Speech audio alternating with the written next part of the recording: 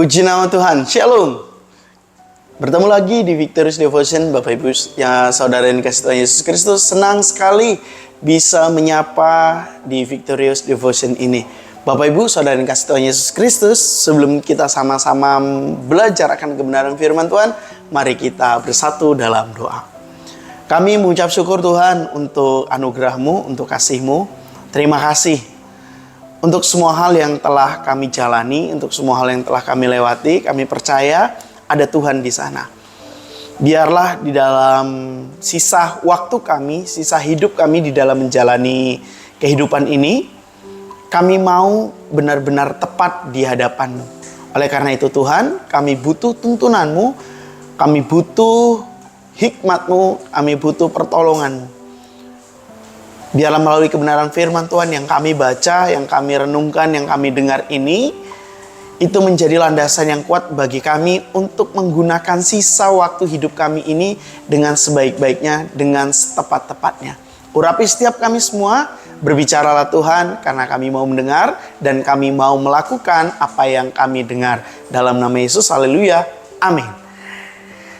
Bapak Ibu, saudara yang kasih Tuhan Yesus Kristus, jikalau kita melihat dalam kehidupan kita dan kita jujur dan kita mau mengoreksi sampai di kedalamannya, dan kita pasti setiap orang itu pernah memiliki pengalaman, pernah berada di dalam satu situasi di mana situasinya itu membuat kita atau posisi kita itu mempertanyakan keberadaan tentang Tuhan. Tuhan ada nggak ya? Sebenarnya Tuhan peduli nggak sih sama aku? Jangan-jangan Tuhan tidak ada. Tuhan hanya sebuah omong kosong yang digembar-gemborkan, yang diturun-temurunkan dari orang tuaku, dari keluargaku, dari nenek moyangku. Mungkin itu pertanyaan yang muncul di dalam pikiran kita pada saat kita berada di dalam satu situasi yang membuat kita mempertanyakan itu. Tetapi Bapak Ibu yang dikasihi Tuhan Yesus Kristus, di dalam kehidupan kita juga harus menyadari bahwa kita perlu yang namanya memiliki satu kebenaran mutlak. Kalau itu tadi kan pertanyaan-pertanyaan itu tadi, dan pada saat kita menyampaikan pertanyaan, kita mendapatkan jawaban, bisa saja itu adalah jawaban yang sifatnya subjektif dan jawabannya itu berupa hanya sebuah anggapan saja, tetapi bukan sebuah kebenaran mutlak. Itu hanya sebuah kebenaran yang relatif, yang menurut orang lain benar, yang menurut pribadi yang lain juga belum tentu benar. Gitu. Tetapi kita mau berpegang kepada kebenaran yang mutlak, karena hidup kita bukan hanya berbicara tentang apa yang terjadi atau realitanya, tetapi kita harus memahami bahwa ada kebenaran mutlak, yaitu apa? Kebenaran firman Tuhan. Firman Tuhan itu berbicara tentang apa yang seharusnya. Seharusnya yang kita pahami, yang kita terima pada saat kita mengalami posisi atau situasi yang buruk itu tadi, dan kita mengajukan pertanyaan itu, Alkitab menyatakan apa yang seharusnya. Apa yang seharusnya itu? Yang seharusnya adalah Tuhan itu dekat. Tuhan itu dekat kepada siapa?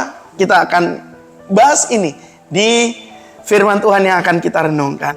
Nah, situasi-situasi tersebut tidak jarang Bapak Ibu yang dikasihi Tuhan Yesus Kristus membuat seseorang merasa kehilangan Tuhan, kehilangan pegangan, kehilangan keyakinan, kehilangan percayaan, dan orang itu bisa merasa, saya buat dalam tanda kutip, merasa bahwa Tuhan itu tidak ada, Tuhan itu tidak nyata.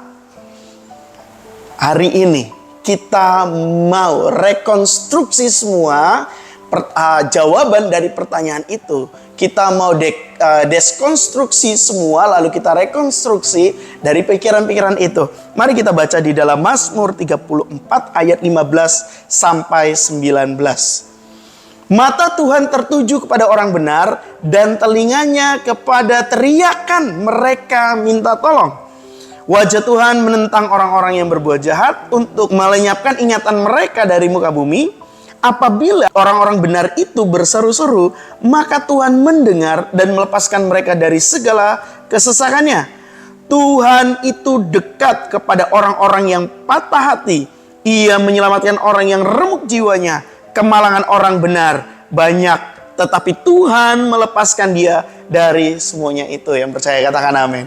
Haleluya. Bapak Ibu yang dikasih Tuhan Yesus Kristus. Maka pertanyaan tadi, atau perasaan hati kita dia mengatakan, Tuhan tidak ada, Tuhan omong kosong, Tuhan tidak nyata. Itu menjadi tidak berarti pada saat kita mengetahui bahwa Tuhan itu dekat. Tuhan itu dekat sekali dengan kita. Tuhan itu dekat sekali dengan orang-orang yang remuk hatinya. Tapi ingat, kata kuncinya tadi ayat yang ke-15. Mazmur 34 ayat 15. Mata Tuhan tertuju kepada orang-orang benar. Dan telinganya kepada teriakan mereka minta tolong. Kuncinya di situ. Orang-orang benar. Lalu pertanyaannya, apakah kita adalah orang-orang benar? Jawabannya adalah, kita adalah orang-orang yang dibenarkan. Kita bukan orang-orang yang benar karena kebenaran diri kita sendiri, kebenaran apa yang kita lakukan, kebenaran apa yang kita katakan. Kita adalah orang-orang yang dibenarkan. Kalaupun kita hidup untuk hidup benar, untuk berkata benar, untuk melakukan segala sesuatu itu benar, itu bukan supaya kita benar, tetapi supaya kita tetap hidup di dalam kebenaran. Supaya kita tetap hidup di dalam kita dibenarkan itu. Itu Bapak Ibu Saudara yang kasih Tuhan Yesus Kristus. Jadi jangan kalah. Jangan kalah iman kita dengan perasaan kita. Jangan kalah iman kita dengan asumsi-asumsi kita. Dengan kebenaran-kebenaran relatif, kebenaran-kebenaran subjektif yang kita buat dari pikiran kita. Pikiran kita, rasio kita, logika kita harus kita tundukkan di bawah kebenaran firman Tuhan, di bawah kedaulatannya. Sehingga pada saat kita menggunakan rasio, menggunakan logika, menggunakan perasaan kita yang sudah kita tundukkan di bawah kebenaran firman Tuhan, di bawah kedaulatan Tuhan, maka iman kita akan semakin dikuatkan. Karena apa? Karena ini bukan tentang rasio atau iman, tetapi ini tentang rasio dan iman. Ini tentang iman dan rasio, bukan atau. Dua-duanya harus kita berjalan, dua-duanya harus saling melengkapi, saling menguatkan. Dia dekat. Tuhan itu dekat dalam segala aspek hidup kita. Itu harus kita yakini. Itu harus kita percayai bahwa Dia ada bagi yang kehilangan harapan. Dia ada yang bagi remuk hatinya, remuk jiwanya. Sekalipun banyak kemalangan yang tidak bisa kita tolak. Ada yang bisa menolak kemalangan di sini? Tidak ada. Sekalipun banyak kemalangan yang tidak bisa kita tolak, kita harus percaya bahwa Dia mampu melepaskan kita. Dia akan tetap melepaskan kita. Tuhan adalah tempat perlindungan kita yang paling aman. Dia akan menjaga, menyelamatkan setiap orang yang percaya padanya. Saya yakin dan percaya bahwa kita adalah orang-orang yang percaya pada Dia. Kita yang berseru kepadanya, kita yang berharap kepadanya, kita yang percaya kepadanya, kita yang bergantung kepadanya. Dan Dia akan dekat dengan kita. Makanya Dia bukan hanya Allah yang transenden. Dia bukan hanya Tuhan yang transenden, tetapi Dia Allah Immanuel, Allah yang imanen, yang dekat dengan kita. Selamat menikmati kedekatan dengan Tuhan di sepanjang hidup kita, di sepanjang sisa waktu kita. Amin. Buat firman Tuhan hari ini, mari kita bersatu dalam doa. Kami mengucap syukur Tuhan untuk anugerah-Mu, untuk kasih-Mu, untuk kedekatan yang Engkau berikan. Engkaulah sahabat kami. Engkau merangkul kami, Engkau memeluk kami, Engkau mendekap kami, Engkau memegang kami dengan tangan kanan-Mu yang penuh dengan kemenangan. Sehingga kami tidak meragukan akan keberadaan-Mu, sehingga kami tidak meragukan akan pribadi-Mu, sehingga kami tidak meragukan akan seluruh aspek yang ada dalam hidup-Mu. Terima kasih Engkau ada, Engkau dekat, Engkau melekat pada kami. Dan biarlah kami juga meresponi itu dengan kami melekat juga kepada-Mu.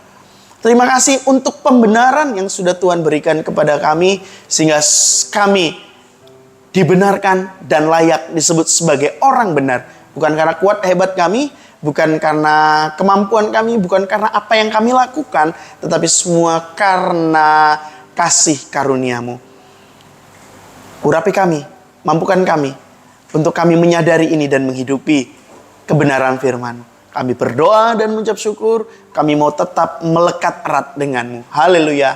Amin. Sampai ketemu di Victorious Devotion yang akan datang. Bapak Ibu Saudara yang kasih Tuhan Yesus Kristus. Selamat melekat erat dengan Tuhan, dekat dengan Dia.